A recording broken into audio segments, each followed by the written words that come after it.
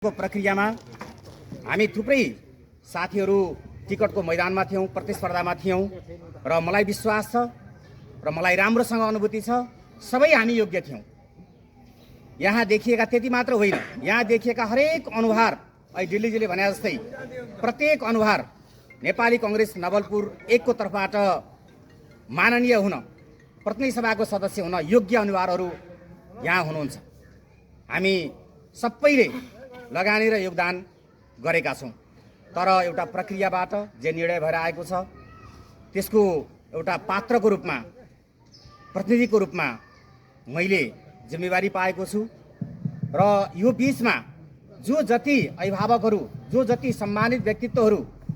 जो जसको जहाँ जहाँबाट सम्मान हुनु पर्थ्यो त्यो कुरामा कहीँ कतै समस्या भएको भए त्यसको व्यवस्थापकीय पक्षमा मिलाएर लिएर जाने कुरा, उहाँहरूको आत्मसम्मान रहने गरी काम गर्ने जिम्मेवारी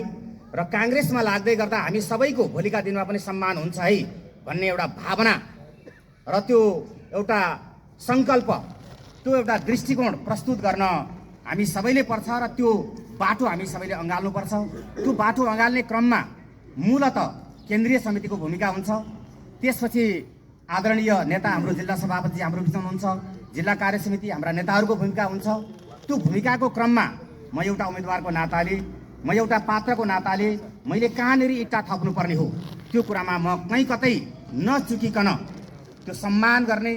त्यो जिम्मेवारी दिने र आगामी दिनमा नेपाली कांग्रेसलाई एकता,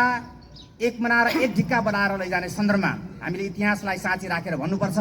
नेपाली कांग्रेसको इतिहास नै के हो भन्दा हाम्रा अग्रज नेताहरूले देखाएको बाटो नै के हो भन्दा त्याग, समर्पण, सङ्घर्ष र बलिदानको बाटो हो। त्यो बाटोमा भोलि म कहाँनिर उभिनुपर्छ म तयार छु र अग्रजहरूको सम्मान गर्दै गर्दा, सम्मानको एउटा ढोका खोल्दै गर्दा, त्यसको विवेकपूर्ण एउटा निर्णय लिँदै गर्दा मैले कहाँनिर बाटो इट्टा थाप्नुपर्छ म त्यसमा जोडिएर सहयात्रा गर्न प्रतिबद्ध पनि छु। यति कुरा भनेर म केन्द्रीय समिति, विशेष गरी हाम्रा भावी प्रधानमन्त्री अहिलेका सभापति गगन कुमार थापाज्यूको जुन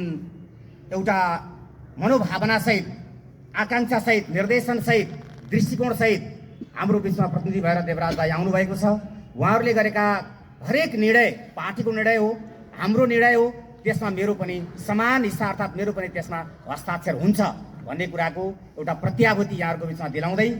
हामी यो महान यज्ञमा अगाडि बढिरहेको सन्दर्भमा हामी सबै एउटै नाउका यात्री हौं। यो ढुङ्गालाई पार लगाउने जिम्मेवारी हामी सबैको काँधमा उत्तिकै समान ढङ्गले त्यो जिम्मेवारी हाम्रो काँधमा आइपरेको छ।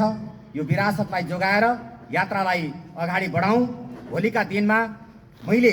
कहाँनिर बसेर सहयोग गर्नुपर्ने हो त्यो कुरामा म एकदमै दृढ सङ्कल्पका साथ निर्भीक भएर निस्वार्थ भावले उभिने एउटा प्रतिबद्धता समेत व्यक्त गर्दै अहिलेलाई यो महत्त्वपूर्ण अवसर जुटाएर आफ्ना भनाइ राख्ने जुन मौका प्राप्त भएको छ यसका निमित्त यहाँहरू सबैलाई हार्दिक आभार